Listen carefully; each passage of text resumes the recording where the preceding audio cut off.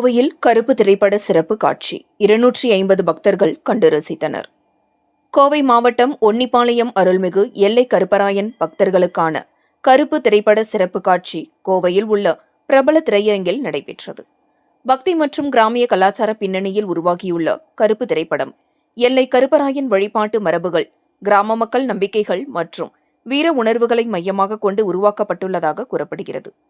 இதனை முன்னிட்டு ஒன்னிப்பாளையம் எல்லை கருப்பராயன் பக்தர்கள் சார்பில் சிறப்பு திரையிடல் ஏற்பாடு செய்யப்பட்டிருந்தது.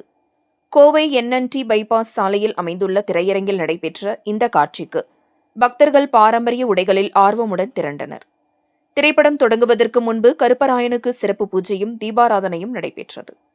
தொடர்ந்து பக்தர்கள் முழக்கத்துடன் உற்சாகமாக திரைப்படத்தை வரவேற்றனர். திரைப்படத்தில் இடம்பெற்றிருந்த காட்சிகள், கருப்பசாமி வேடங்கள், பக்தி சார்ந்த காட்சிகள் மற்றும் ஆக்ஷன் காட்சிகள் ரசிகர்களிடையே பெரும் வரவேற்பை பெற்றன. படம் முழுவதும் பக்தர்கள் ஆரவாரம் செய்து ரசித்தனர். நிகழ்ச்சியில் கலந்து கொண்ட பக்தர்கள் கூறுகையில், கருப்பராயன் பெருமையை வெளிப்படுத்தும் வகையில் படம் உருவாகியுள்ளது. கிராமிய தெய்வ வழிபாட்டு மரபுகளை அடுத்த தலைமுறைக்கு கொண்டு செல்லும் முயற்சியாக இது அமைந்துள்ளது என்றனர். இந்த சிறப்பு திரையிடல் நிகழ்ச்சிக்கான ஏற்பாடுகளை ஒன்னிப்பாளையம் எல்லை கருப்பராயன் பக்தர்கள் குழுவினர் செய்திருந்தனர்.